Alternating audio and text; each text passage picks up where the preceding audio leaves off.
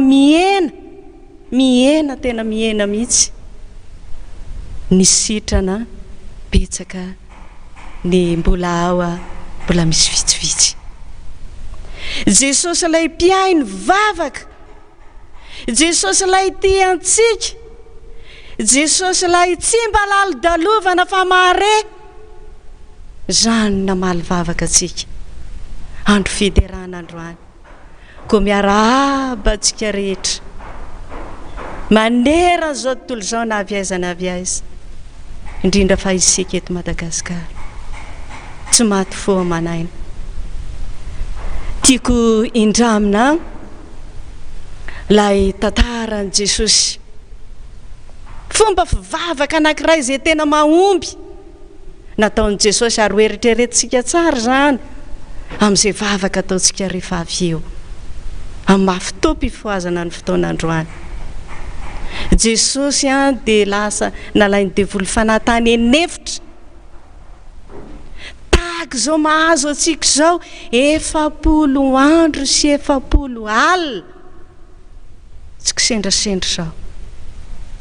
Fa Jesosy aza niaritra an'izany efitra tany efitra, tsy mba nisy na sakafo, tsy nisy rano.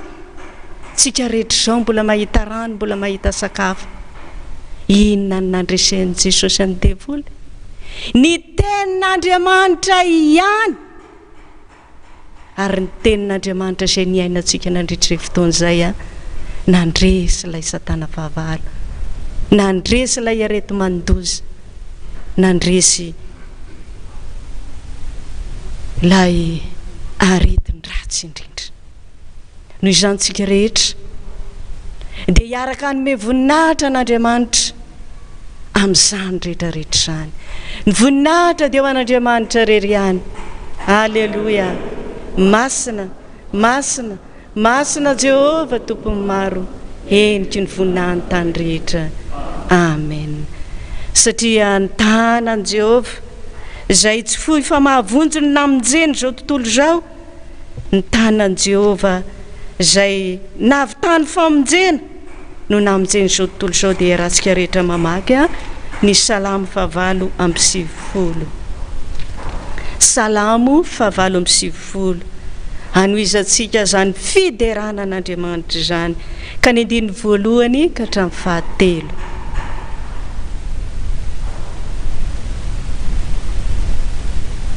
Rehefa hita dia rahantsika rehetra mamaky amin'ny anaran'i Jesosy. Mira firam-baovao an'i Jehova, fa efa nanao fahagagana izy, ny tanany ankavanana sy ny sandriny masina ny navitany famonjena. Jehova efa nampahafantatra ny famonjeny teo masony izay nitilisany nanehon'ny fahamarinany.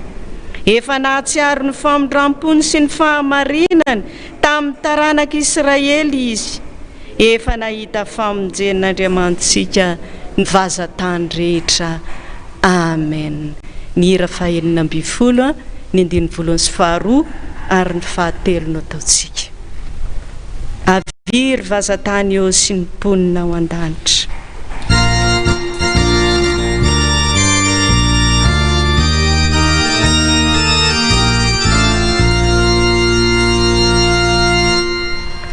Aviry vazatany eo sy mponina an-danitra, mira zaveka mira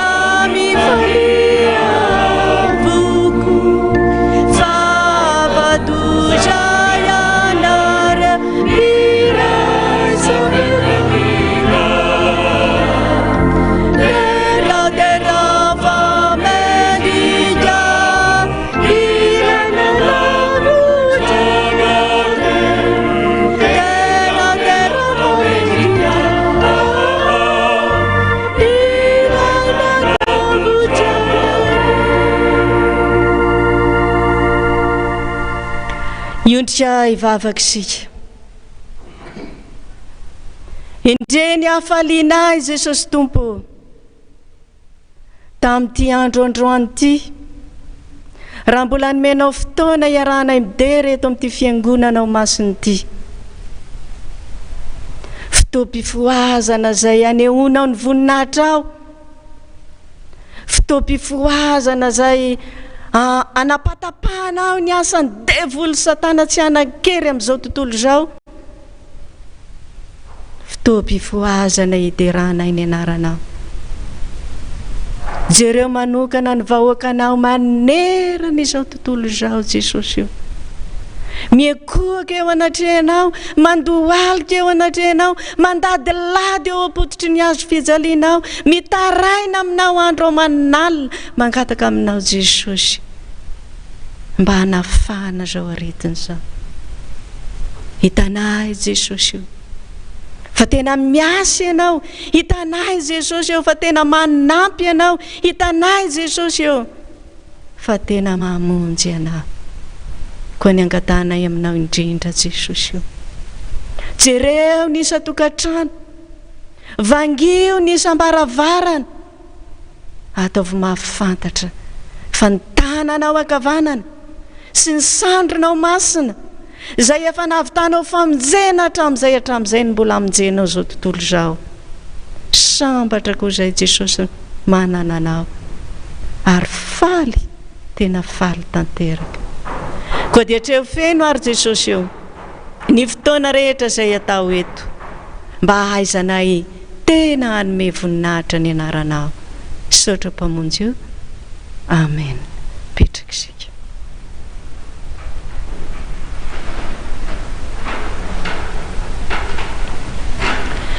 Izao tsika riavana dia hanomana sahady ny fo amam-panahintsika.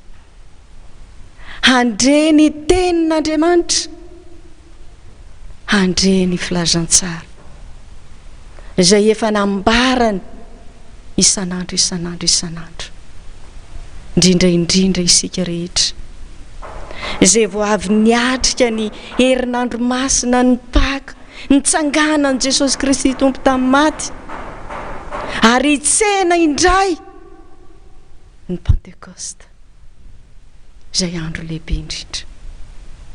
Mialohan'izany anefany dia mbola angatantsika hanao hira anankiray reto zanatsika reto.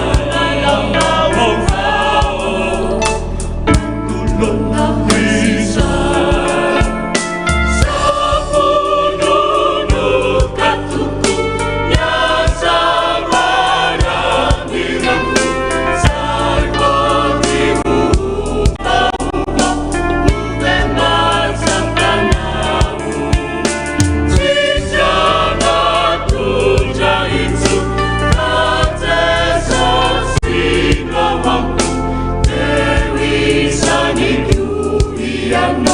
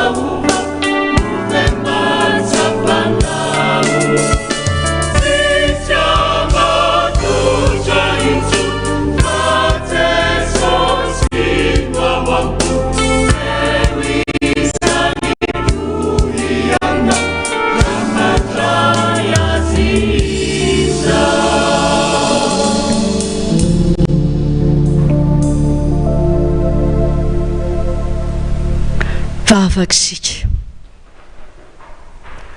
Tonga ny fotoana izay andrenesanay ny teninao Jesosy. Tonga ny fotoana izay ampahafantarinao anay ny marina rehetra Jesosy. Avy aminao izany teny izany, koa ny angatanay aminao Tompo. Dia mitenena aminay mandrakariva ianao araka ny fombanao, fa voninay hainao anao izay mpanomponao. Misaotra Jesosy. Misaotra mpamonjy io. Amen. Ny tenin'Andriamanitra izay ho vakiana sy ho toriana dia hitantsika ao amin'ny tantara faharoa, toko fahasivy. Tantara faharoa, toko fahasivy. Ny andininy voalohany ka hatramin'ny faharoa, dia mitsambikina amin'ny andininy fahasivy ka hatramin'ny faharoa amby folo farany. Tantara faharoa, toko fahasivy. Ny andininy voalohany ka hatramin'ny faharoa, dia mitsambikina amin'ny andininy fahasivy ka hatramin'ny faharoa ambin'ny folo. Toy izao ny fivakin'ny teny amin'ny anaran'i Jesosy. Ary ny mpanjaka vavin'ny Seba, rehefa nahareny lazan'i Solomona, dia tonga tany Jerosalema izaha toetra azy tamin'ny fanontaniana sarotra, ary maro be ny mpanaraka azy, sady be koa ny rameva izay nitondra zava-manitra sy volamena sesehena ary vatosoa. Ary rehefa tonga tao amin'ny Solomona izy, dia niresaka taminy tamin'izay rehetra tao am-pony. Ary novaliany Solomona izy tamin'izay rehetra nanontaniany azy, sy misy zava-miafina tamin'ny Solomona fanambarany azy avokoa. Ary izy nanome talenta volamena 20 amby 100 sy zava-manitra sesehena ary vatosoa any mpanjaka. Tsy nisy intsony zava-manitra tahaka ilay nomeny mpanjaka vavin'ny Seba any Solomona mpanjaka. Ary ny mpanompony Hirama koa sy ny mpanompony Solomona izay naka volamena avy tany Ofira, dia nitondra hazo almoga sy vatosoa. Ary ny hazo almoga dia nataon'ny mpanjaka ambaratonga makany amin'ny tranon'i Jehova sy ny lampanandriana, ary nataon'ny lokanga sy vali ho an'ny mpihira koa. Ary tsy mbola nisy hita toy izany teo aloha tamin'ny Joda. Ary Solomona mpanjaka dia nanomeny mpanjaka vavin'ny Seba kosa zay rehetra nirina, na inona nangatahany, afa-tsy izay vali teny ho an'ny mpanjaka. Ka dia niveriny izy ary lasa nody tany amin'ny taniny izy mba ny mpanompony. Ray masina, manamasinana eo amin'ny fahamarinana, ny teninao ny fahamarinana. Amen. Ny fotoan-tsarotra tahaka izao ry havana, dia tena fotoana mampatahotra tokoa amin'ny lafiny iray, mampangitakitaka tokoa amin'ny lafiny iray. Eto ty tenin'Andriamanitra izay nivakiana teo ty, tsy lazany amin'ny mpanjaka vavin'ny Seba, tsy lazany amin'ny Solomona fa efa fantatsika loatra, fa zao ny zavatra nahavariana tamin'ity mpanjaka vavin'ny Seba ty. Nandritra izay herinandro masina izay tsika, rehefa nanontany an'i Jesosy ireo olona rehetrarehetra ireo, dia zavatra fiampangana, zavatra tsy mba misy sitraka akory na dia kely azy, ary zavatra natao hamonoana daholo, hiampangana daholo. Zany ny zavatra hentsika. Fa ny zavatra mahagaga anahy amin'ity mpanjaka vavy ity, mpanjaka vavin'ny Seba ity, hantany ny mpanjaka Solomona izy, hantany zava-tsarotra, fanontaniana sarotra mba te halala zany fahendreny Solomona zany hoe hatraiza tokoa, misy tokoa ve, nefa dia mitondra fanomezana. Ary zavatra sarobidy, tena sarobidy, tena sarobidy zay no atolony ho an'ny mpanjaka. Mampatsiaro tantara anankiray, misaotra an'Andriamanitra moa fa ny atsika ny mpanompon'Andriamanitra izay nividian'ny tompo tarika zao fifohazana zao dia mbola velona soamantsara, ary dia manatrika ny fotoana rehetra mihitsy izy hatramin'izay eto dia hijoro vavolombelona. Mbola tsy henony dada mihitsy ty fa dia androany izy vao aheno azy. Taloha tena tsy mba tian'io dady io satria nahoana ny ambanivohitra any misy anay dia afarany foana ny vadiko pasteur Alaivao io, miara-miasa foana izy mirahalahy, dia inona ny nahasositra tsy mba hita raha tsy indray mandeha isan-kerinandro matetika. Inona mihitsy ary no ataony any, satria ny fanenjehana n'io ray aman-dreny io tena hoy izaho hoe zany ve no arahana, zany ve no tanterahana. Andeha hisisika mihitsy hiaina zany zavatra atao an'izany. Dia nandeha dia niaino, taoko lavadingana be ny tantara. Dia rehefa niaino dia tahaka ny diso fanantenana, fa toa tsy izany akory ny zavatra tenenina, ny zavatra atao. Dia hoy izy hoe ohatra ny mba tena hanaraka an'izao zavatra lehan'ny pasteur vadiko any Antananarivo zany ka nisisika mihitsy na dia tsy tokony hanana fotoana aza, nisisika mihitsy niaino kanjo ry havako, tonga dia resy lahatra. Inona na resy lahatra? Tonga dia nilazainy ny momba amiko, ianao tokony hanao pasteur, fa maninona ny tsy manao pasteur? Nefa zavatra tena tiako indrindra toy izy hoe tsy hanao an'izany tompoko, mbola tompoko aloha no natao tamin'izay. Rehefa avy eo indray, ianao ange marary ny fanafodinao mihinana zay zavatra tsaroan'ny vavanao, nihiratra ny masoko. Fa tena marary tokoa ny aretina mahazo anahy dia ao amin'ny kiboko ao sy ny lohako ao. Rehefa mihetsika izay mila ho safotra mihitsy, dia nefa tsy fantatra hoe inona. Dia izaho hoe orako izany, zavatra mampiomehy anefany zavatra tsaroan'ny vavako, tono akoho, tono hena, zavatra raha tamin'izay fotoana izay tena tsy takapidy.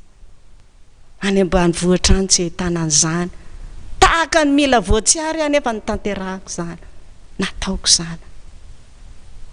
Sitrana, rehefa sitrana nanomboka hatreo aho dia niantso azy dada, satria mihoatra noho ny zavatra nangatahako ny meny ahy. Ary ahy tsy misy mihitsy zany zavatra hiampangana rehetrarehetra azy zany. Dia nalaiko ty tenin'Andriamanitra ty hoe tsara fakatahaka ty zavatra nataon'ny mpanjaka vaviny Seba ty. Te andre te hianatra ny fahendren'ny Solomona nge izy hitondrany fanjakana. fa mody hoe tea metraka fanontaniana te zao fa ny ainy tsara izay teny navalin'ny Solomona azy ary ny anarany nitondrany fanjakana. Ianakory havako, raha sendra zavatra tahaka izany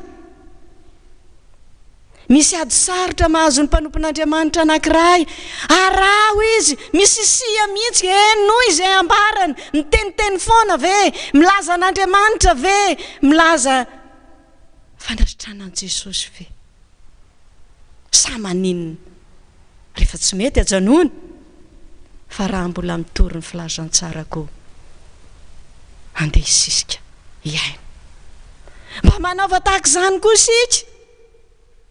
Misy sia mihitsy miain'ny filazantsara miain'ny tenin'Andriamanitra mba hahafahanao mandresy ny ady ety amin'izao tontolo izao ity. Tsy vita an'izany ihany fa ao amin'ny Jaona 10:10 ao dia misy tenin'Andriamanitra manao hoe ny mpangalatra tsy avy raha tsy hamono tsy handringana zaho avy ananany be dia be.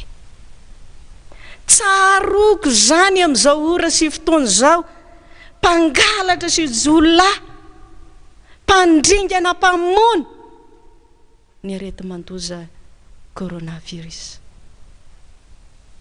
Tena mamono ka tena mamono. Ary tsy ho ihany inge ny arety mandoza na azo raha ny teto Madagasikara ihany aloha ny lazaina sy tantaraina. Inona avy ny efa nandalo teto pesta be dia be be dia be be dia be be dia be be dia be resy tamin'ny alalan'ny vavaka ny entsena aza ny fivavahana na ny taniana mihitsy hoe mpivavaka ny ao isory ny baiboliny dia dory, mpivavaka koa ny atsy isory ny baiboly dia dory. Nodorana daholo ny baiboly rehetra izay nanana ny mpivavaka nefa tsy miala amintsika Andriamanitra fa mbola nan'olo-tsaina mpanompon'Andriamanitra vitsivitsy izy nanafina an'izany. Tsy hitan'ireo fahavalo ireo teny tapitra ny fanenjehana. Sa milaza aminareo fa mitondra fiangonana atao fiaonana vonizongo izahay. Misy lava-bato ngamba mitovy amin'ity rangé anankiroa amin'ny WT. Nefena ny olona tamin'izay fotoana izay ny vavaka namaky baiboly tsy ankiteniteny izany fa mifampiteny fotsiny ohatr'izao dia iny dia fa lasa tonga ny fotoana fandanana ny andava-bato. Mbola ao izany lava-bato izany. Tsy be resaka fa lasa mivavaka miray fo miray saina amin'ny fankatiavana. Tsy mandainga ry havako ny tenin'Andriamanitra ary ny mpanompon'Andriamanitra izay mbola velona ankehitriny. Eno iny teniny araha izay lazainy izay lazainy Jesosy aminy fa anisan'ny tena nahita fahasoavana tamin'izany izao mpanompon'Andriamanitra izao. Tany amin'ny taona 770 tany ho any inge izany ry havako. Mandrak'izao izany teniteny izao mbola tsy nihinana fanafody mikasika an'izany aretin-kibo, tsy niverina intsony ary za koa tena tsy mihinana fanafody. Indray andro tratry ny tension teneniko tamin'ny dady izany 24-26 mihinanam-panafody maty ianao. Eno dada tsaroako ilay teninao, za tsy namaly azy fa tsaroako ilay teniny hoe minana izay zavatra tsaroan'ny vavanao. Raha miaino anahy ny dokotera nanome fanafody hoaniko mandra-pahafatsy izao tena tsy nihinana mandrak'izao hatramin'izay taona izay 7 taona lasa izay tsy nihinana mihitsiny a fa ny zavatra ny tenenin'ny mpanompon'Andriamanitra narahako tena ny tanterahako mihitsy mandrak'izao. Ory havako fotoana tsarotra indrindra izao, fotoana mampangitakitaka mate iona amin'Andriamanitra isan'andro ka motsy izany ve ny ataontsika izao misakafo dia eo indray ny mpianakavy, misakafo dia eo indray ny mpianakavy, misakafo dia eo indray ny mpianakavy izay afaka manao an'izany. Fotoana n'izao fampatsiahivan'i Jesosy hoe izao ny fotoana iverenanareo amiko amin'ny alalan'ny vavaka, amin'ny alalan'ny vavaka. Rehefa tapitra ny fanenjehana fivavahana, nitoy ihany zany fivavahana zany teto Madagasikara fa tsy may, tena boky nidorana nefa tsy levona tokoa, tena tsy levona ka tena tsy levona. Fa nitoriana teto ihany ny filazantsara, ahafantarantsika marina hoe tena manahoana marina moa ny tokony ho fiainantsika eto amin'ity zao tontolo zao ity, eto ambonin'ny tany ity, na dia misy aza amin'ny fanenjehana. Tafiditra indray ny maritiora. Iza ny le fonina voalohany indrindra? Tovovavy kely anankiray izay nitenenina hoe mba manjaira fotsiny na dia kely aza androany alahady. Tsy nanaiky izany izy fa nitandrina ny didin'Andriamanitra, nanatanteraka izay voalazan'ny soratra masina. Mbola ao ange izany toeran'izany, aparobe niakatra ny Ambohipotsy. Iny lalan'iny na notsetosehana n'izany zazavavy izany, tsy nanaiky izy hatramin'ny farany. Natao toeram-pigadrana tao amin'ny fiangonana aparobe, lasa fiangonana izy izao. Le fonina tao Ambohipotsy. Miakatra n'iny lalan'iny mbola velokira, hitako ny lala tsara ka izorako, azoko ny famonjena ka ho tanako. Izy amintsika ny sahanao an'izany, olona efa tositosika, mbola mihira. Finoana tahaka izany ny dadiavin'i Jesosy amiko sy ianao. Faharetana tahaka izany ny dadiavin'i Jesosy amiko sy aminao. Ary hitan'i Jesosy fa efa manomboka maharitra tsika izao, efa manomboka mahatanty izany fanenjehana izany. Nga vitan'izany ihany, navarina tao ampamarinana olona be dia be, satria tsy mety miteny ratsy. Mbola ao ange ampamarinana mbola hita taratra izany, tsy anganongano izany. Ary le nidorana velona, vehivavy be voka, sarotra amintsika izany. Raha vao miporisaka tao le zaza mbola nisokirina indray na le naverina tany anaty afo-tany, tsy mbola niteny izy hoe ahoaka izay fa tsy ho doran'izay. Miredareda ny afo, ny hira, fiderana. Foana ny fivavahana sa tsy foana? Mbola tsy foana mandraka ankehitriny. Mbola tsy foana mandraka ankehitriny. Ary ty tantara anankiray ity, ny tena zavatra tena tokony ho tanterahantsika hoe maninona moa olona saika hoe akafanahany Solomona, saika hoe inona no mitondra fanomezana be dia be. Fa maninona moa fahendren'i Solomona nanomeza iriny fony zay zavatra tao amin'ny fanjakana ka nangatany io vehivavy io, nomeny azy. Hitantsika tamin'ny tenin'Andriamanitra mivakena teo izany. Ary tsy vitan'izay, fa mbola nomeny mihoatra. Izany no ataon'Andriamanitra amiko sy aminao rehefa mankatosy miaino ary manatanteraka ny didin'Andriamanitra. ny afatr'Andriamanitra misy amintsika ireo be dehibe maneran'izao tontolo izao, efa tonga zao ny antso hanao ny asan'Andriamanitra, mbola afaka mandà. Tsy mba mahay misisika hoe andeha hisisika mihitsy hitady famonjena, hitady zao zavatra tsara indrindra, andeha hiaino an'izany aho hoe inona mihitsy zava-tsoa azo ato. Fa io Andriamanitra ivavahantsika io ange, ny sofiny tsy lalo-dalovana fa mahare. Fa inona ny mampisaraka antsika aminazy? Ny heloka, ny fahotana. Mbola mamitsika io, tsy fohitsika io, dia mbola afaka mandà, mbola afaka ary anga vitan'izany. Izy tompo-tena mihitsy Jesosy mihitsy no mitsangana eo am-baravarany fonao, ny foko, ny fotsika, mandondona nefa tsy voaina.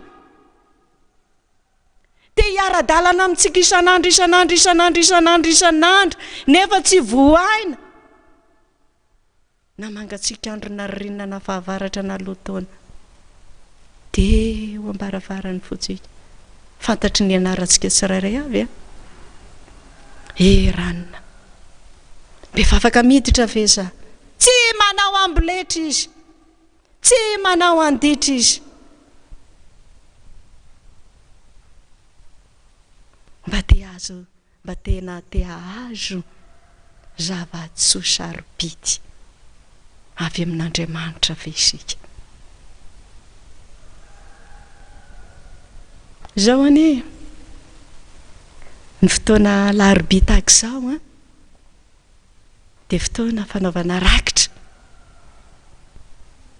Dia vao tonga ny fotoana dia efa tiany anahy ny voadiko, tiany anahy ny rakitrako, tiany anahy ny zaoko, tiany anahy ny zaoko.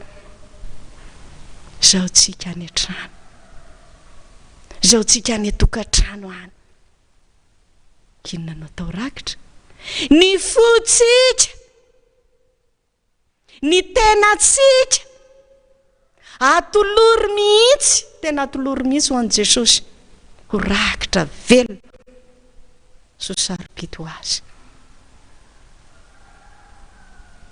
Hanome ianao sa tsy hanome? Mbola hisalasala, mbola hiandro ny rapitso? Aza be fangatakandro ry havako, aza be fangatakandro, fa anio ny tompo ny miantso anao isa-tokantrano isam-baravarana, atolory ny fonao, ataovy rakitra. Voasoratra ny an-danitra. Inona nefa ny tokony atao? Efa voalaza ny mpanompon'Andriamanitra ombieny ombie. Efa voalaza raha atao hoe nandritry ny ty fioboany ty fotsiny azy. Zao atao, zao atao, zao atao. Aza manao tahaka ny sahony e. Mbola tsy miteny akory ny olona dia fa reko. Mbola vao andalo akory, mbola tsisy zavatra lazaina dia fa reko. Mandreny efa tsy manatanteraka, mandreny efa tsy tahaka ny tsy manasofina iaino mihitsy. Ory afako miantso antsika Jesosy hanao ny asany, roviny enao manolo tena. Jereo nge ny Salamo 7:30 andiny 7:50 sy 7:50. Miondrika mijery ny zanak'olombelona rehetra Andriamanitra.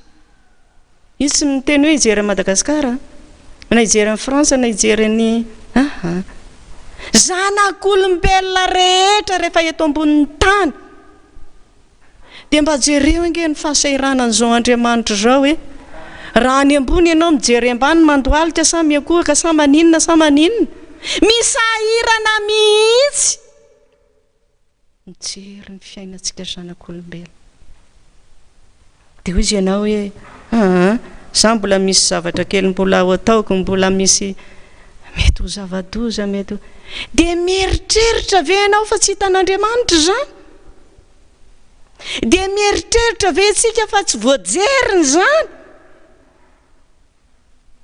Hitany daholo miafina rehetra, hitany daholo zany. Na hidy amatrano ianao, na anao inona ianao, na anao inona, na any an-davabato ianao, hitany daholo. Tsy mba azo anafenana lay Andriamanitsika ry havako. Mety izy ianao hiainy izany tenin'Andriamanitra zany, fa tsy voandroany ange no nisy zavatra tahaka izao teto amintsika, fa resy no ny vavaka ataontsika, resy no ny tolom-bavaka izay ataon'ny ray aman-dreny, resy no ny fitandremantsika ny didiny. Mbola eritreritra firy andro ianao ry havako, mbola eritreritra fotoana manao ahoana ianao ry havako, mbola eritreritra andro manao ahoana ianao ry havako. Farany dia hijanona sady aho. Ny mpanjakavavin'ny Seba dia te hanana fahendrena, te hanam-pahalalana, ary mino aho fa tsy mbola nisy fianarana tamin'izany fotoana izany, fa mbola Andriamanitra no manolo-tsaina ny olona anankiray, ary iny olona anankiray izay toloran'ny sainy iny no mampianatra ny rehetra dia miampita ny sisikisy. Fa tena tamin'ny fahendrena ny tia nitondrany fiangonana.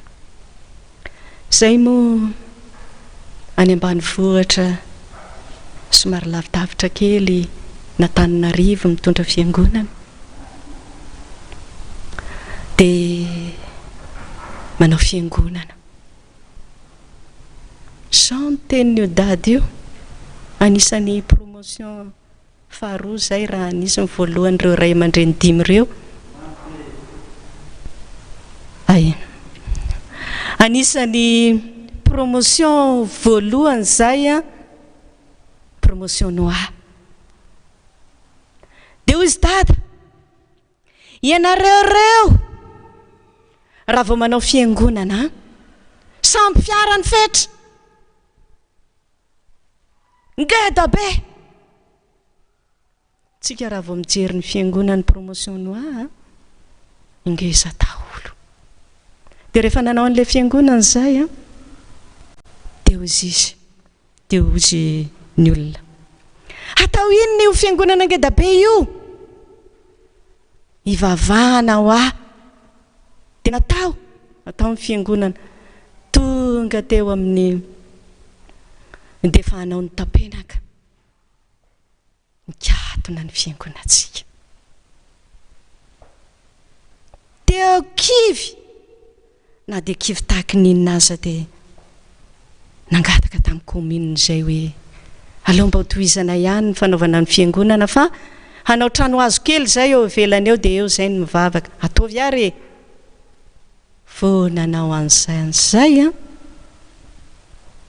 dia nisy olona tonga. Inona ny tianareo? Higadra sa hoajanonareo io? Alao aza era amin'ny fiangonana, zahay vao miteny aminao, manapa-kevitra aminao, tonga avy amin'ny heriny, fa mbola era amin'ny fiangonana. Camion mihitsy no entiko eto amin'ny heriny hitondra anareo gadraina daholo. Eny ary tonga ny tamin'ny heriny, hoy izy ny fiangonana, zahay alehanao pasteur, alehanay. Ataovy tonga eto zany fa andeha daholo zay. Tsy nisy. Vita zay teny zay ry havako, tao anatin'iny napikatona ny fiangonana iny vita hatramin'ny tafo ny fiangonana na eno an'izany daholo ny olona dia nanatitra tafo nanatitra briky nanatitra briky satria mbola misy ny sokatra ny fiangonana vita no hita misisika mihitsy anehony tompony voninahiny ary zavatra mahagaganary avako tonga eo amin'ny fanaovana ny tobiny raha isika izao tena mahagagana hoe tena te anehony voninahiny ray Jesosy amin'io fanaovana toby io araky ny fantatsika efa nisy toby tao amboatra vao fa fijeriko anazy tokony mba hipetraka amin'ny trano tsara ny marary ary tokony isy trano hipetrahany mpitaiza marary rehefa ratrizay fa tena moa efa mba fantotrantitra ihany dia tsy maintsy mitsinjony eo arina eo dia nanamboatra grande salle raindray reo anankiroa reo vita brika hatramin'ny rihana daholo tonga ndray ny fikatona ny fiangonana Jesosy tena tsy ho kivy tsony zay efa nisy ohatr'izao foana nanamboatra ny fiangonana dia ohatr'izao zao ndray manamboatra an'io dia misy an'izao eto Jesosy eo inona ny fomba ataoko Jesosy mba havitany io toby io zay no ato mibavaka nandritrizay fotoana izay namaly vavaka Jesosy satria nisy briky kely tsy ampy teo amin'ny fisasahany trano anankiroa ao dia nisy nanome briky 4,000 tonga dia arafeto tonga dia naravitra tovy tantana zao izy roa dia hoy izy hoe inona ny rakitra mba ho ataontsika amin'izany inona ny zavatra mba ho tanterahantsika amin'izany fa isaky ny fotoana hanaovana zava-dehibe dia tahaka ny misy sakana nefany tsy sakan'izany fa za mino fa vao mandresany mpanompon'Andriamanitra marobe izay nomen'Andriamanitra fahasoavana handatsaka rakitra hanamboarana an'io toby io hanatanterahana an'io ary tsy vitan'izany ihany inona ny mba nataontsika nandritrizay fioboan'izay marary anankiroa tena mafy izany jerenareo tsara fa zazakely voateraka sempotra tsy fantatra aretina tsy nitomanina nandritra ny tapabolana anaovana asa en distance zany satria nahoana efa nampianarin'ny ray aman-drenitsika zany tsy misy mahatery mihitsy ny asa ataon'Andriamanitra fa amin'ny fotoana izay ahafahanao manatanteraka zany na ao an-trano na ao aninona na ao aninona dia tadidiana le tenin'ny ray aman-dreny hoe zao mifampianarana nataony asa natsoiny zareo tany amaly natahotra naninona le zaza r'Andriamanitra tonga tany amaly rehefa tonga tany zaza mitomany tsy misy ninona tsony asa tsy fantatro hoe rahovina izy no avoaka ny dokotera fa na ny température na ninona efa normal daholo mafy ange zany asa zany ary za tsy manao ny asan'Andriamanitra hatramin'izay fioboan'izay raha tsy vita ny vaovao amin'ny radio Madagasikara dia milaza izy hoe zao ny anna dia sady mitondra mibavaka an'iny mitondra mibavaka an'ilay aretina anankiroa mafy be ny anankiray sy ny izita efa mivoaka misofiny daholo ny nana fa tsy mba eto tsony nisotrany Jesosy tamin'iny fotoana tsarotra iny daholo zany asa tsy mifanatrika zany fa asa en distance daholo mba eno ry havako misy sia mihitsy raha mbola velonaina mianatra ny tenin'Andriamanitra, miaino ny zavatra izay lazain'ny mpaminany izay mbola velonaina ankehitriny. Tsy avy aminy ange zany teny zany, avy amin'ny Jesosy zany, ary izy tsy maintsy miteny, tsy maintsy manambara bedin'i Jesosy raha vao tsy milaza. Aiza ho aizan'izany tsika ry havako, atolory ny tenanao. Fotoana mahamety zao, tsy ho foana ny fitoriana ny filazantsara raha mbola tena mivavaka ary tena mbola miaino zasy ianao. Vavaka isika. Jesosy, zany ny teninao Jesosy. Ijoro isan'andro zay Tompo anao ny asanao, amin'ny fotoana, amin'ny taona zay mbola omenao Jesosy, mbola natanteraka izany miaraka amin'io ray aman-dreny io, ary izy ijoro vavolombelonao rehefa avy eo. Tenena Jesosy io araka ny fombanao, sotra indrindra-pamonjy. Amen. Miorena mafy tsara ny andininy voalohany dia hitsangana ny mpanompon'Andriamanitra izay ijoro vavolombelona 5:200. Ka ny andininy voalohany ihany dia hitsangana avy hatrany ny mpanompon'Andriamanitra izay ijoro vavolombelona.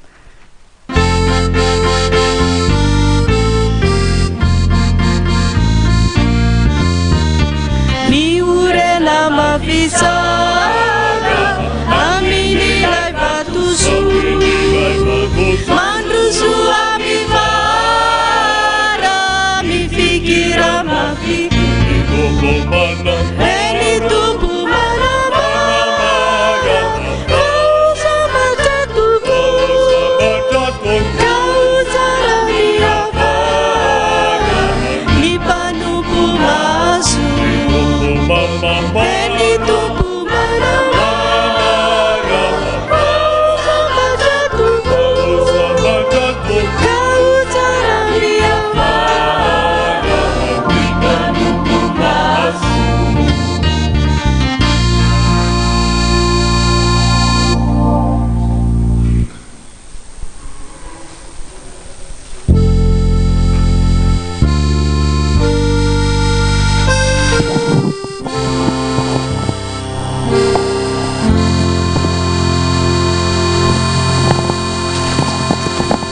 Iaraka hivavakatsika tompoko, mbola manome voninahitra anao izay ry Andriamanitra ray tontolo, satria mbola tsy ampamonjeny izahay. Mbola misaotra anao no ny fitiavanao lehibe izay natolotrinao anay, ary tratron'izao tolakandro izao indray mbola tsy nataona ringana izay na dia iray azy amin'ity aretina mandikana ity, fa mbola nomenao voninahitra. Dia anao tompony tera sy ny atsa voninahitra, ary ilaza ny zavatra izay ho teneninao amiko eto aho, dia ianao ihany no rehekarehaka amin'izany rehetrarehetra izany. Amen.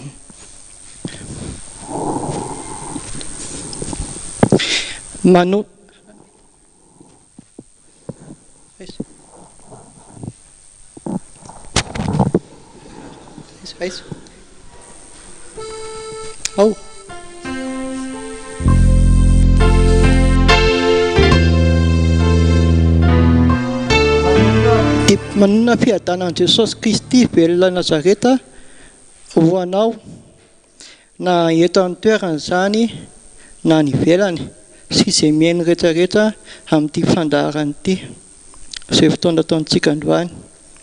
Zavatra anankiroa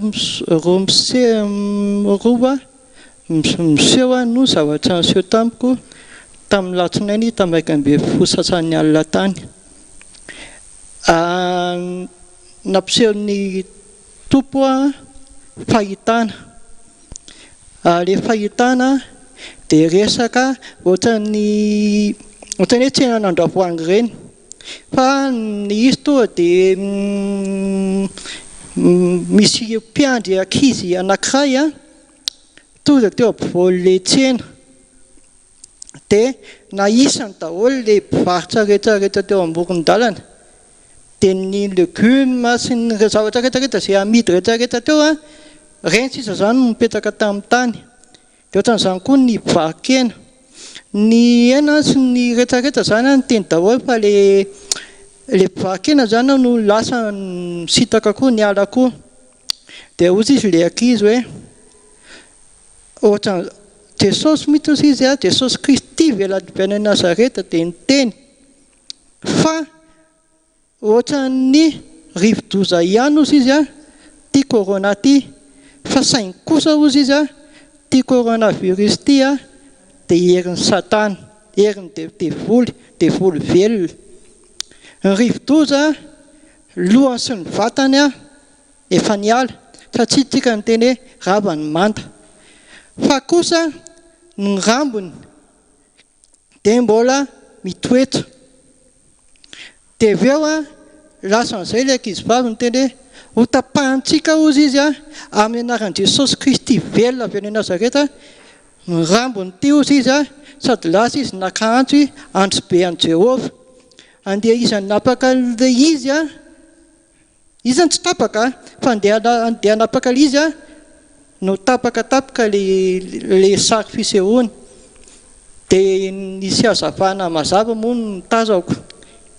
Dia ozy izy ny Jesosy Kristy velona avy any Nazareta tamiko hoe lazaiko anao ozy izy a fa sahirana amin'izao no nareo vahoaka malagasy, sahirana izao tontolo izao ary dia fantako nefany a nareo efa niteny hoe ravany manda, rava tokoa ny manda fa saingy tsaroa fa ny ravo mbola eto.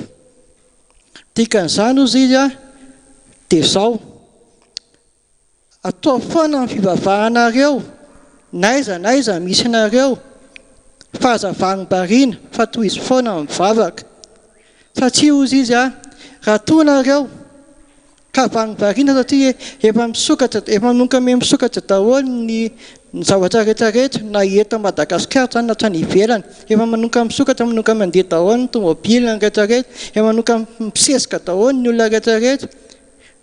Ka ohatra ka tsy miambina dia mety haripaka tapoka nareo satria hitsipatsipaka io rambony io, tika izay hoe mandrovy tsy farany.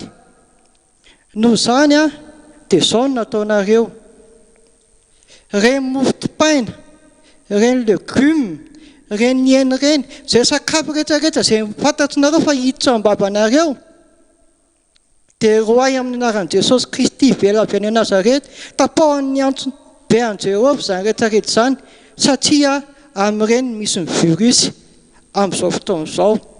Reny nataony asan'ny Satana ampidiny an'ireny ny virusy. Ary resaka rano koa, raha misotro rano indray koa nareo dia hoe na dia misotro zavatra mahafaty azy izahay a tsy hampaninina amin'izany, satria be dia be koa izao nareo mihay hoe misy fanafody izao hoe misy ohatran'izao, fa moa hoe tsy fantatrinareo fa izaho ny Jehova, izaho ny Jesosy Kristy velona avy any Nazareta, mbola tia anareo ary mbola tia anareo hatramin'ny farany. Dia izay koa dia mbola niteneniny koa ireo mpivarotra, ireo amoron-dalana rehetrarehetra, niza dia alohan'ny varotany dia manao à la distance aloha eo amin'ny tsena izay varotany, manao à la distance fa ary mandroaka ny asa maizina koa amin'izany rehetrarehetra izany, na aiza na eny an-dalana azy. Izany ny afa-tsy Jesosy Kristy velona avy any Nazareta tamiko. Ohatrany hoe tsy mety ny tena satria vakin'ny tompo dia manangetaheta hoe tsy maintsy milaza an'izany vaovao mahafahazatra satria mbola fitiavana ho antsika rehetrarehetra izany. Izay no afa-tsy nataon'i Jesosy Kristy velona avy any Nazareta tamiko dia mba alefaka any aminareo. Eny Jesosy Kristy velona avy any Nazareta, voatoko teto ny zavatra nasehonao tamiko satria mbola tsy tianao haringana izahay.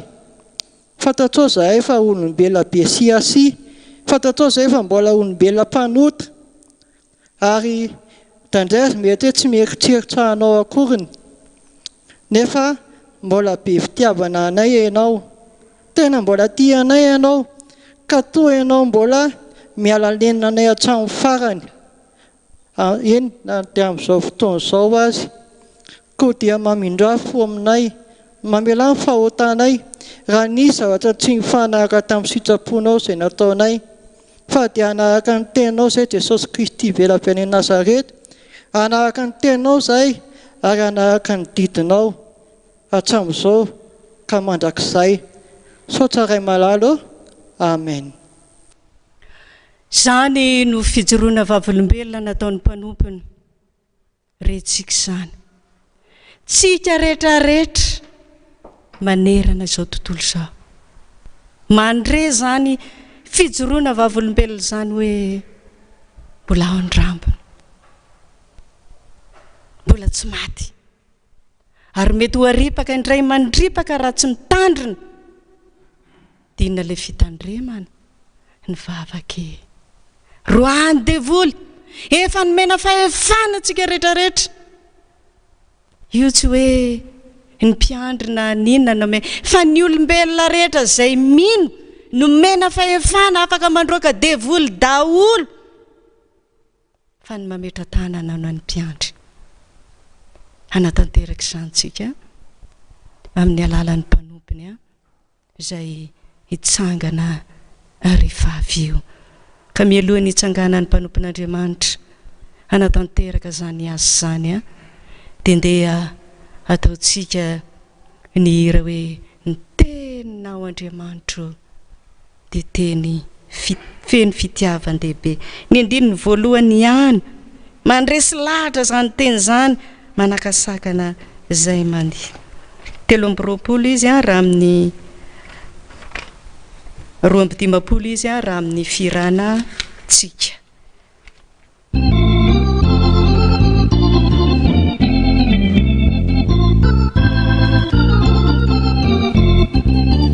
Teninao Andriamanitra dia feno fitiavan-dehibe, ny teninao mandresy lahatra manakasakana izay mandeha.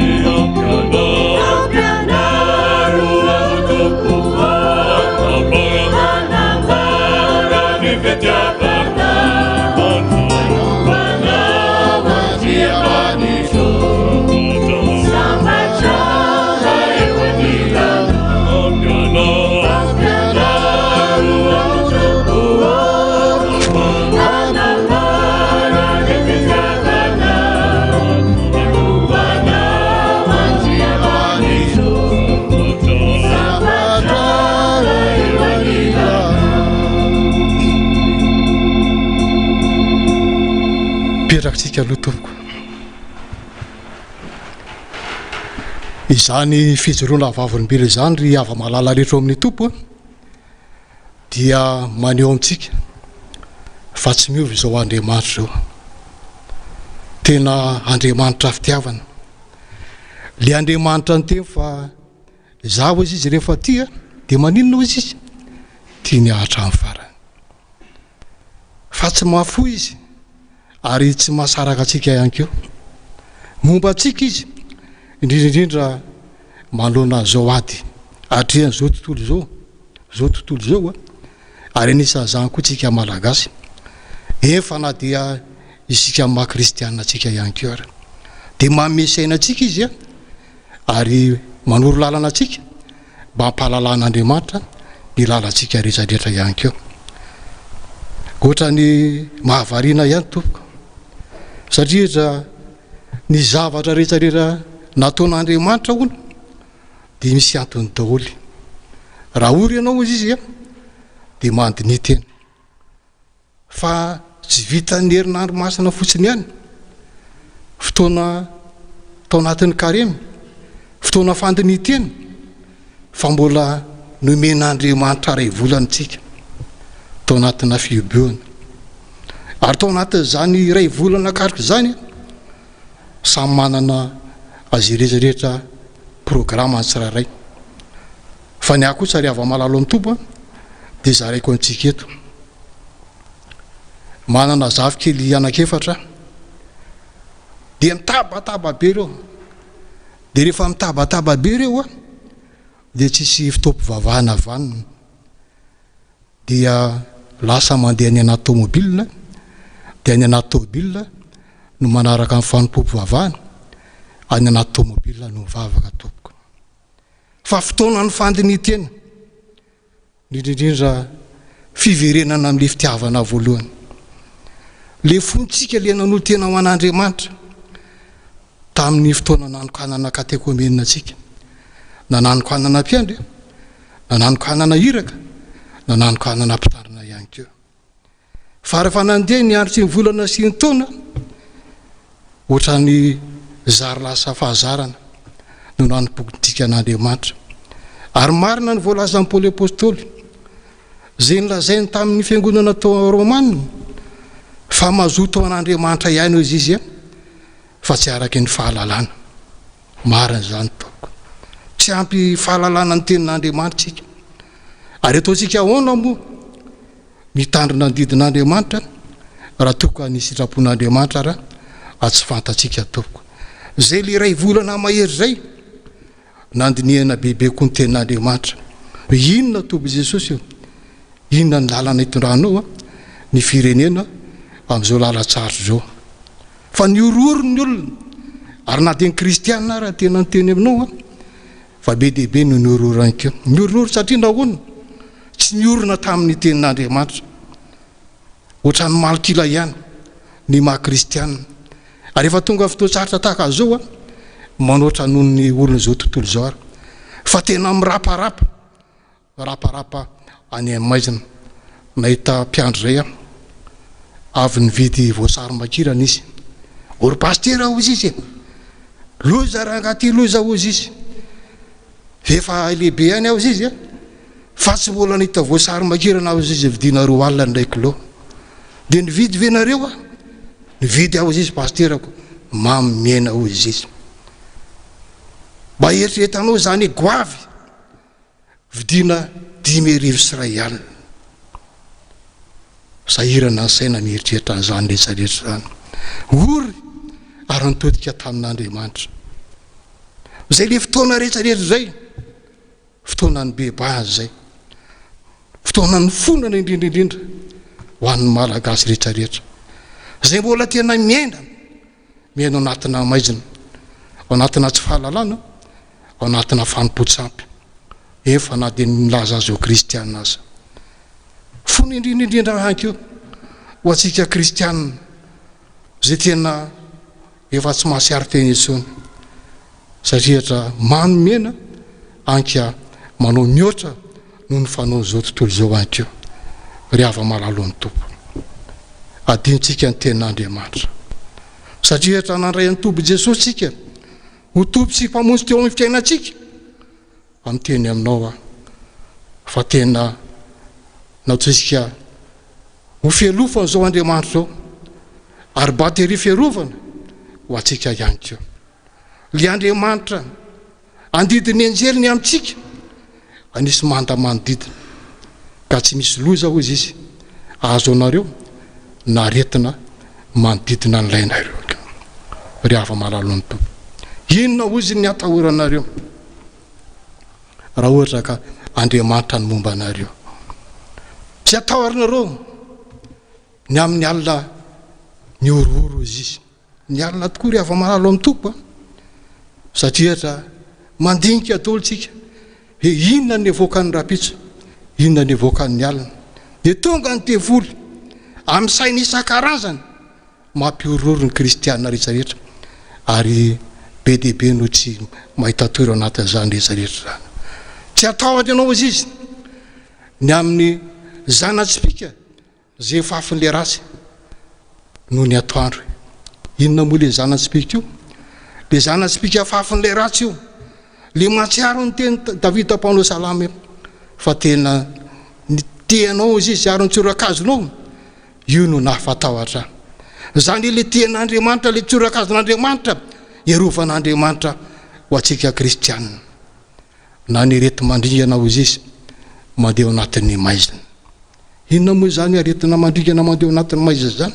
Tsy mifidy zany, tsy mifidy olona zany, na olona ambony zany na olona ambany zay rehetrarehetra ny fandona aminy a dia poany avokoa ry ava malalon'ny tompo ataoko hafa ozy izy ny manompo azy sy ny tsy manompo azy ary tsaroantsika tsara tamin'ny loza fahafolo namonon'Andriamanitra ny matoa ny Egypta ray manontolo fa nasain'Andriamanitra namony zanak'ondry heritaona tsy misy kilema ny zanak'Israely ary dia natao tao daholo ny rany teny amin'ny tatao-mbaravarana ary rehefa tonga ny mpandingana dia nandalo fotsiny an'izany tanàna zay efa misy marika zany any keo ary na niretina mandringana izy ny amin'ny tatao vovonana any keo ry ava malalon'ny tompo inona tiako tenenina dia zao miorena tsara aza miova tompoko fa tena tietiky ny devoly indrindra ny ampiverin-dalana atsika kristianina ka so sanatrika anaraka amin'ny fanozy zao tontolo izao fotoana ibeba zao ataotsika iverina amin'Andriamanitra fa Andriamanitra fitiavana zao Andriamanitra zao le Andriamanitra miteny amintsika fa raha miverina ianao dia mba hiverina koa Jehovah tompony maro tsarovony teny Davida mpanao salama satria ny safidiny fitahina izy fa zay nitahinao Jehovah ozy izy voatao mandrakizay andoharantsika hitodika amin'Andriamanitra amin'ny ira 2:7 ao anatin'ny fiarahana FPFPM ataotsika ny andiny voalohany zahanahary no mahela ozy izy zay fetaona iainanao ka izy mianatra sy mamela tombonandro anao azadiny fa tena vitsy zao andro iainantsika ty zao eo mpitsanganana nanaovantsika zay andiny voalohany zay ary ny andiny fahatelontsika hoe mamiraha fo zahanahary mamiraha fo mamela ny elokay tompo aza manary malagasy indrindrindrina kristianina amin'izao andro fa reo sanatrika ho very an'izay rehetrarehetra ataotsika zany hery zany ny andiny voalohany eo mpitsanganana ary ny andiny fahatelo kosa dia mantoadika atolontsika rehetrarehetra zahanahary no mamela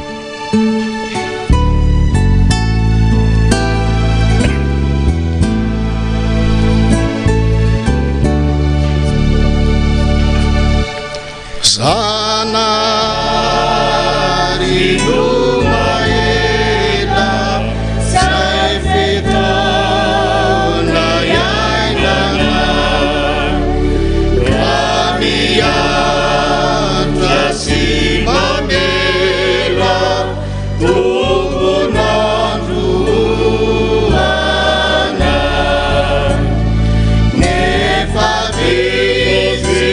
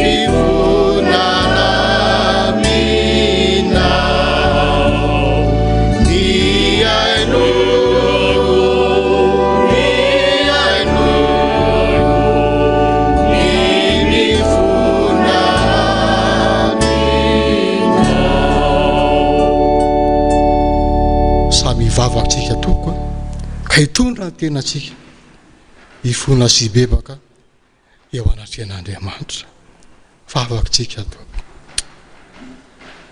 sotra Jesosy sotra satria Andriamanitra nitokena ianao ary Andriamanitra nifidy anay ary Andriamanitra tsy mbola namelanay irery tsy mbola namelanay io kamboty indrindrindrindra tao anatin'izay taona be dehibe niarahana taminao zay tao anatin'ny fotoan-tsarotra tompo Jesosy ny fampizaraina taminao izany tiany taminay ianao inona raha tiako atao aminao todika taminao Andriamanitra isatrehitra olombelona mpanota noho ny fidinao tompo Jesosy ka na dia efa nanolo tena nompo anao azy zay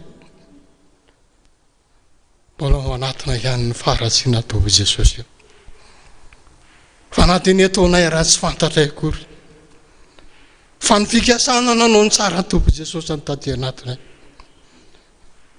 fa zay le nanao ny tsara reny tsy vitanay anka tonga daholo ny zava-manahirana ary miorooro daholo ny rehetrarehetra tompo Jesosy efa na dia izay olom-boafetinao ankiary mantsiary mitodika aminao zay fa hoany amin'iza moa zay tompo Jesosy ianao no Andriamanitra ny Androanay ary Andriamanitra tsy maintsy mbola faranay ko tompo Jesosy le Andriamanitra mandinga amin'ny fosiny voa le Andriamanitra maro-po sady be famindram-po ka maneniny ianao Andriamanitra ny amin'izao loza ka sainao atao malagasy sy ny mponina amin'izao tontolo izao rehetrarehetra izao mpahatsiarovy le vavaka nataony Abrahama taminao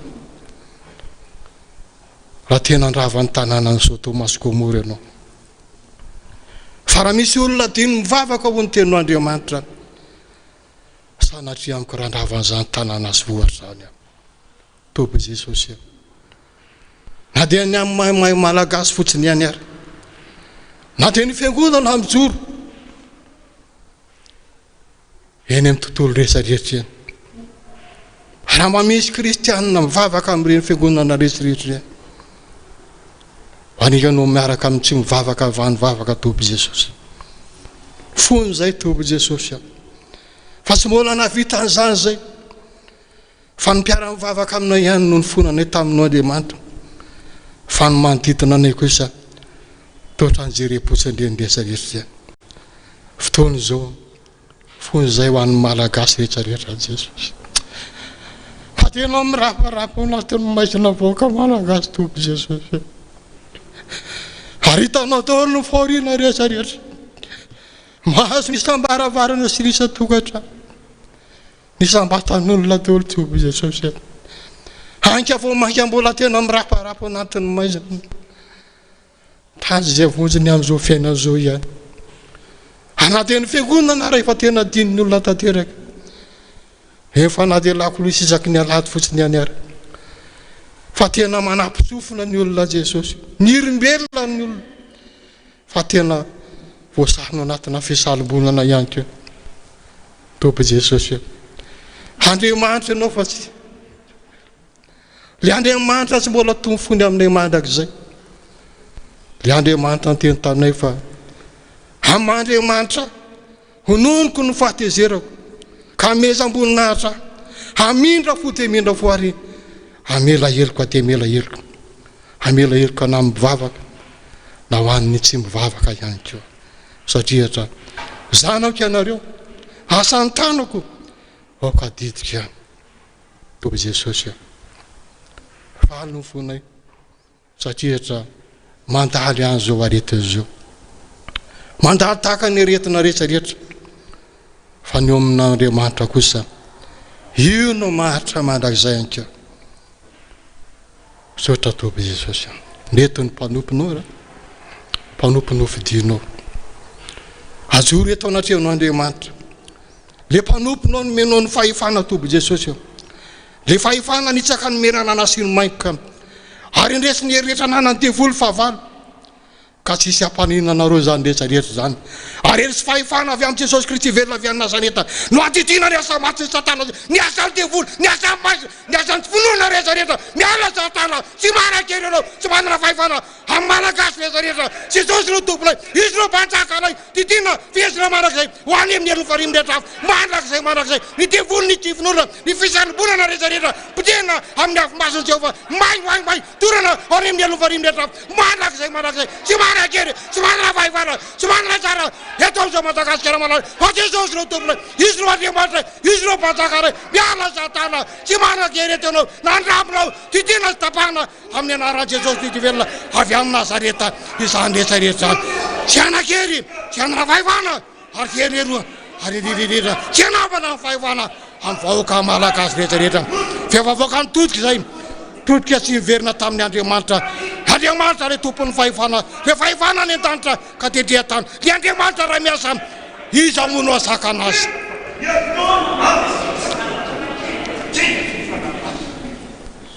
Sotra toby Jesosy. Reny te volom-pitena tamin'ny anaran'ireo ireny. Na ny voatony ny vavanay zany na ny tsy voatony ny vavanay. Fantatro dolo zany rehetrarehetra zany. Le mampiororo, le mandringana toby Jesosy io. Fezy mandrakizay ny amin'ny elony fariny rehetra. Aza velanao ny elongelona. Mampiororo ny vahoaka rehetrarehetra any keo. Le vahoaka rehetrarehetra. Le mba itenenanao Andriamanitra. Ny fetanako no meko anareo. Ny fetanako no avelako anareo. Zao tontolo zao tsy mahafantatra an'izany, tsy mahita zany. Fa inareo no mahita zany satria mety otra anatinareo zany. Sotra toby Jesosy io. Mpanomponao zay rehetrarehetra. Ary mbola nomponao no mangata sy maniry ny vavaka rehetrarehetra zany. Sotra toby Jesosy io. Mino an'Andriamanitra restovana. Mpanao ny lanitra sy ny tany. Ary mino Jesosy Kristy zanany lahatokana. Ny torotolonina tamin'ny fanahy masina. Nateraky Maria Virgine. Ny jara nanapaka Ponty Pilate. Nomborona tamin'ny hazo fijaliana. Matika nalevina. Nidina tany fiainatsita. Nitsangana tamin'ny maty tamin'ny andro fahatelo. Niakatra ho any an-danitra. Mipetraka eo kavanan'Andriamanitra resto. Avy any avy ny tsara ny velona sy ny maty. Mino ny fanahy masina. Ny fiangonana masina manera zao tontolo zao. Ny fiambonana ny olona masina. Tsangana tena maty. Ary ny fiainana mandrakizay. Amen. Amarana zao fotoana zao ry isika ry ava malalony tompo. Satria tra voafetra ihany koa ny fotoana. Ka alohan'ny amarana antsika zao fotoana zao. Aoriana ny vavaka sy ny tsodrano. Dia ataontsika nira 9:30 anatin'ny fiarahana FFB. Ka ny andininy voalohany ihany. Ampodio zay Jehova. Ampodio amin'ny fitiavanao. Ivavaka tsika tompo. Sotra Jesosy. Zay ny fotoana niarahana taminao teto andany.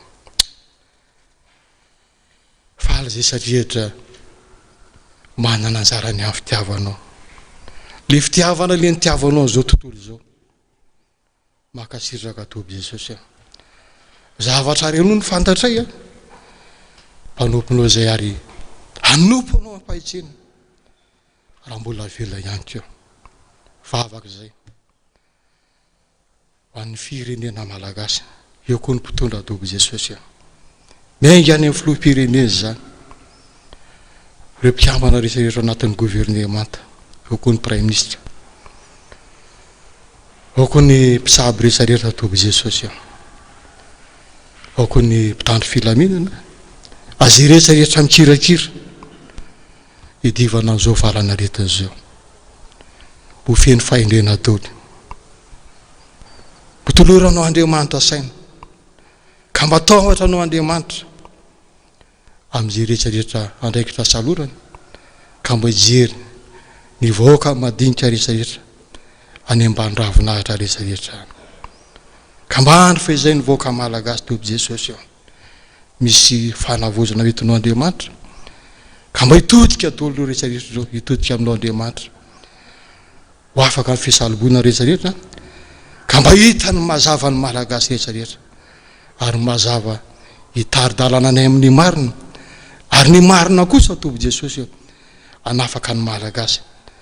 Mba tsy indevy ny fanompotsam-pitsy. Ianaranao Jesosy sokany malalanay. No ka tany izany vavaka izany. Vavaka ihany koa izay. Andray aman-dreny lehibe anay. Tatarandrena tandro. Ao koa ny vady aman-jana ny toby Jesosy.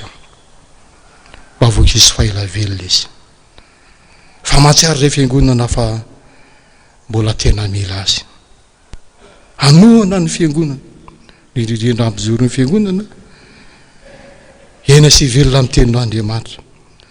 Ka mba tenin'Andriamanitra ataony fiangonana ho fanilony tongotray ho fanazavana ny lalana ihany keo ary dia mbambiny izy mba hifanatitra amin'ny taranaka faramandiminy ihany keo mba hifanatitra amin'ny fiangonana rehetrarehetra manerana an'izao tontolo izao ihany keo misaotra toby Jesosy eo rainay izay any an-danitra masina ny eny anaranao ho tonga ny eny fanjakana ny sitraponao ny ety an-tany ho tahako ny any an-danitra meo anay nio ny alina sahaza ao anay ary mamelahany eloko ainy tahaka ny namelanay izay meloko ataminay aiza mitolo anay amin'ny fakapanahy amanafahanay amin'ny ratsy anao ny fanjakana sy ny hery ary ny voninahitra mandrakizay amen raisy ny tsodrano tononona amin'ny anaran'i Jesosy tompo ny fitiavan'Andriamanitra ray ny fahasoavan'i Jesosy tompo ary ny fampiraisana amin'ny fanamasina aneo aminareo ka mbo tanteran'Andriamanitra aminao mandrakariva le nyteneny taminao hoe mpanompo novidiko tsy mba hariko ho azo kosa nidera sy ny anjara ny voninahitra mandrakizay misaotra toby Jesosy eo amen ampodio zay ampodio amin'le fitiavanao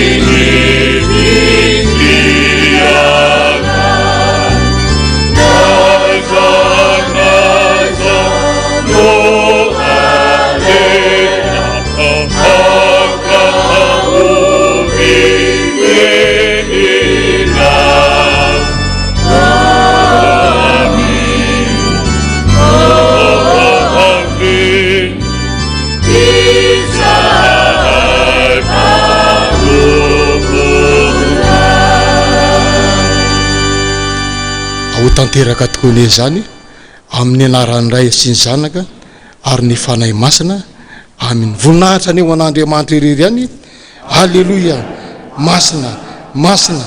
masina Jehova tompony maro enke ny voninahiny tany rehetra amen mahireza tolotoloko tompomba atsika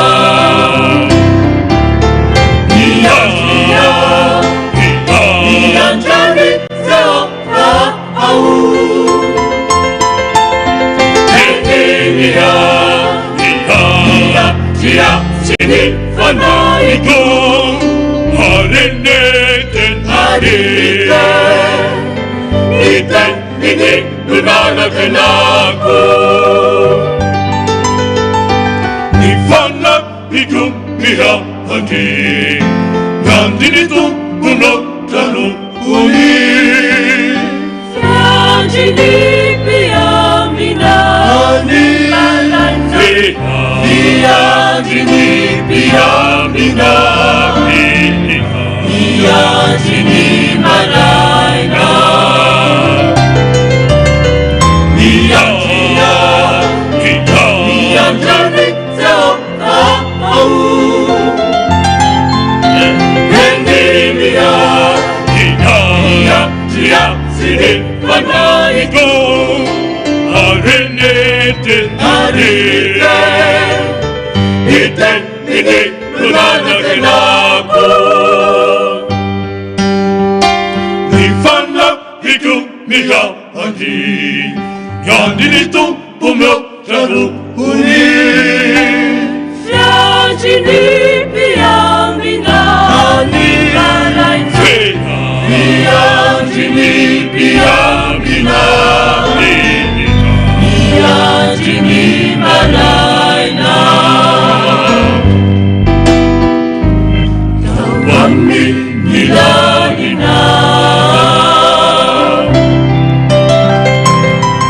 Nyansu kana Jehovah Tumpo hedun ifeuko Hakani isufin nabiyan sa araw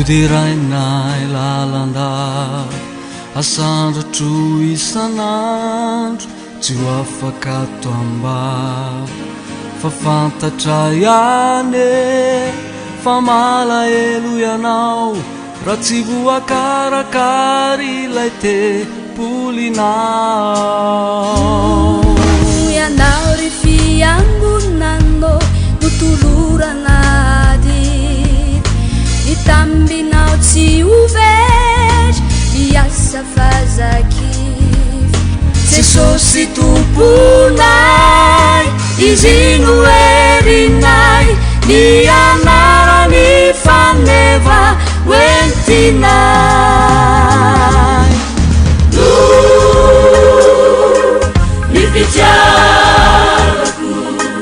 Ny fitiavako ny trano Andriamanitro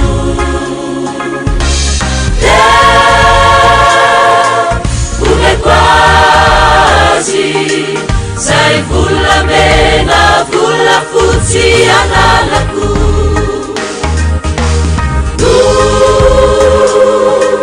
Ny fitiavako ny trano Andriamanitro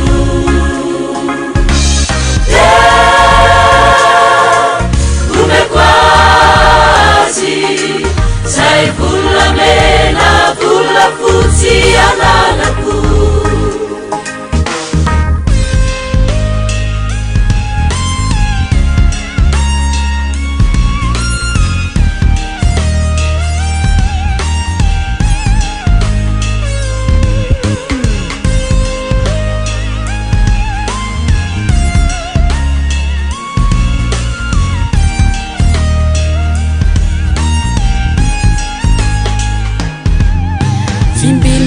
Sanandro ampaherezoto Fanay faendre Eripotsy mety olay Ny tena sy ny say Iasa ho anao Mane miany anefa Eo ny sandrinao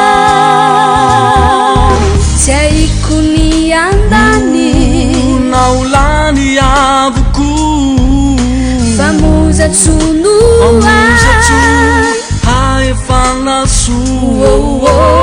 maikyo na niaiky ny andro volako tsy lalaiky fa efokyo havoko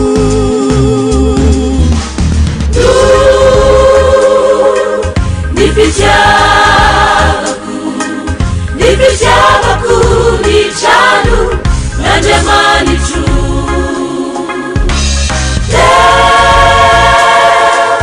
omeko azy zay volamena volafotsy ananako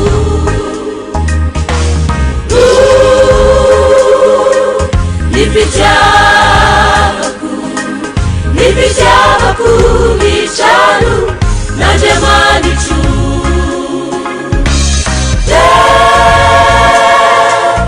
omeko azy zay volamena volafotsy ananako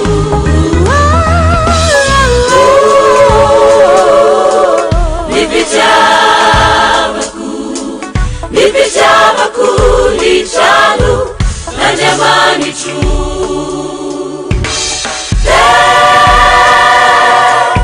omeko azy zay volamena volafotsy ananako